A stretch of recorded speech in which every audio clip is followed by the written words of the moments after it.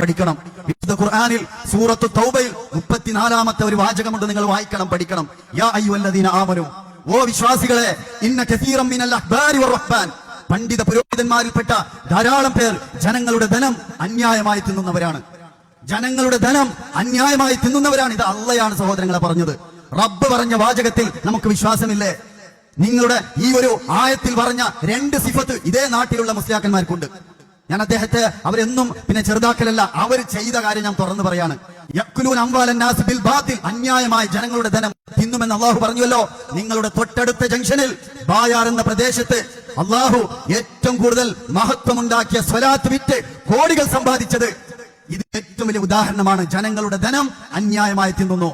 അദ്ദേഹം വലിയൊരു കച്ചവടം ചെയ്ത് ഇവിടെ പണം സമ്പാദിച്ചിരുന്നെങ്കിൽ ആരും ചോദിക്കുമായിരുന്നില്ല. മറിച്ച് അള്ളാന്റെ ദീൻ വിറ്റാണ് കോടികൾ സമ്പാദിച്ചത്. ചോദ്യം ചെയ്യേണ്ട ബാധ്യത വിശ്വാസികൾക്കുണ്ട്. ശേഷം എന്താണ് പറഞ്ഞത്? വയസുദ്ദൂന അൻ സബീലില്ലാഹ്, അള്ളാഹുവിന്റെ മാർഗത്തിൽ നിന്ന് ജനങ്ങളെ തടയും. നിങ്ങളുടെ ഖതീബ് റബ്ബിന്റെ മാർഗത്തിൽ നിന്ന് തടഞ്ഞ് ഈ പാവപ്പെട്ട ഉമ്മത്തിനെ പച്ചയായ ശിർക്കിലേക്കാണ് നയിച്ചത്.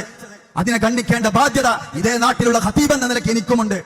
പണ്ഡിത പുരോഹിതന്മാരെ സൂക്ഷിക്കണമെന്ന് റബ്ബ് പറയുമ്പോൾ നാം അവരെ അന്ധമായി പിൻപറ്റിയാൽ നാളെ പാരത്രിക ലോകത്ത് അവരുടെ പിന്നാലെ ആ നരകാഗ്നിയിൽ കിടക്കേണ്ടി വരും. തീർച്ചയായും നമ്മുടെ പരലോക വിഷയമാണ്. ഒരാളും കൂട്ടിനില്ലാത്ത ലോകമാണ്. വിഷയങ്ങൾ പഠിക്കുക. ഞങ്ങളുടെ പ്രസ്ഥാനത്തിൽ ആരും വരേണ്ടതില്ല. ഞങ്ങളുടെ പ്രസ്ഥാനത്തിൽ ആരും മെമ്പർഷിപ്പ് എടുക്കേണ്ടതുമില്ല.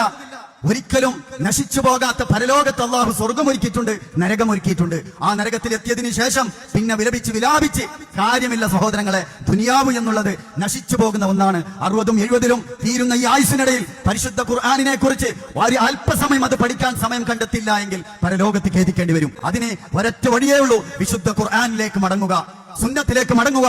ചെയ്യുന്ന കാര്യം ഖുർആനിലുണ്ടോ ഹദീസിലുണ്ടോ എന്നൊരു അന്വേഷണം സാധാരണക്കാരെ നാം നടത്തണം. എങ്കിൽ നാളെ പരലോകത്ത് നമുക്ക് രക്ഷപ്പെടാം ഇൻഷാ അല്ലാഹ്. അത്തരക്കാരിൽ അല്ലാഹു തആല നമ്മെല്ലാവരെയും ഉൾപ്പെടുത്തി അനുഗ്രഹിക്കുമാറാകട്ടെ.